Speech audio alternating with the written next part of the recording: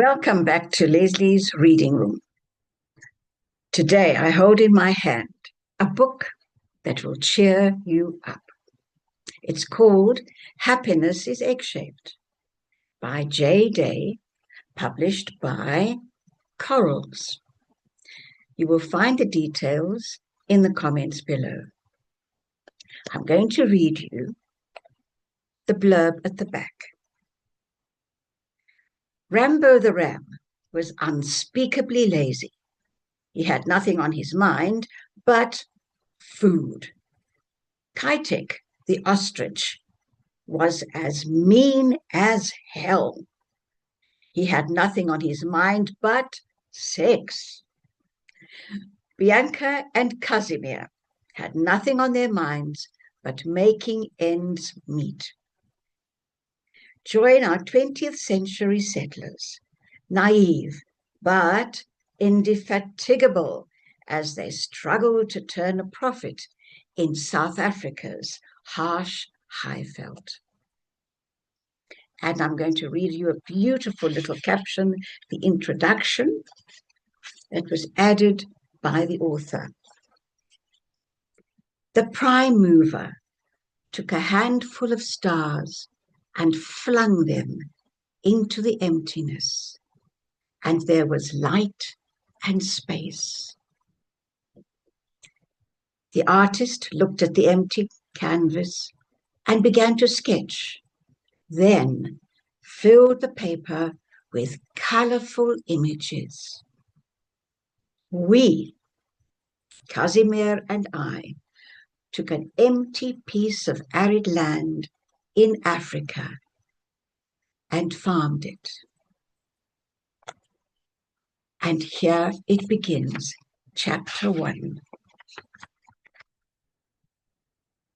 called Into the Furnace. 13th of December, 1982, Vienna. I can't stand the cold. I'm sick of the city. I'm tired of stupid men, and I have a deadline to meet, and the train is late. I've been waiting for 11 minutes, and it's below freezing, 10 below freezing. The grey buildings in Vienna depress me.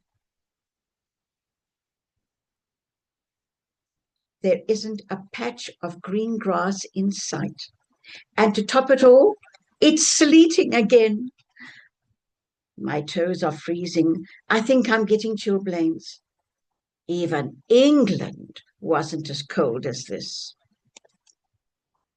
Bianca, my girl, you've got to get out of this place, even if it's the last thing you ever do. I think grimly to myself. I sing this refrain again in my head, under my breath. It is 5 o'clock in the afternoon, already depressingly dark. I'm on my way to the embassy, where I work as a secretary and translator. Under my arm is a wad of papers to deliver to the diplomatic magazine for which I freelance. There are 2 gentlemen in the office. They are Polish. Everyone in Vienna knows about the arrival of the Polish refugees. They are turning up everywhere, looking for work. The first ones to arrive are well-educated and sophisticated. They are the crème de la crème, but they have fled with nothing but their education and their culture. Poland has declared martial law. So the situation in Poland has become untenable, and their really only chance of a future is to desert their homeland and start a new life somewhere in the West, leaving behind their possessions, their identities, their family, their heritage. Now, for the Polish refugees, there are 3 options: Canada, America, and South Africa.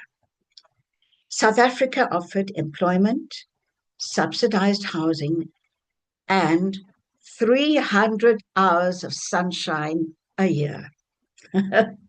It was no contest.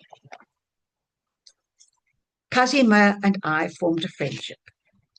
He spoke no English.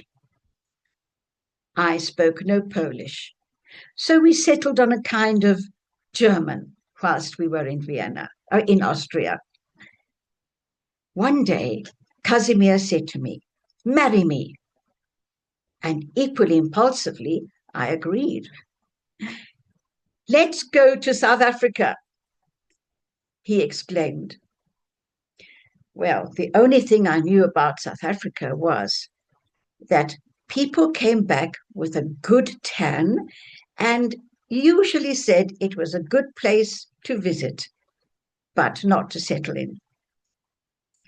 So it was that Casimir and I left the numbing cold of the old grey lady Vienna and landed in the sun-drenched heat of a blinding African summer at Jan Spat's Airport, Johannesburg. Do grab a copy of this book. Each chapter will cheer you up. And follow me for next exciting chapters from Happiness is Egg-Shaped.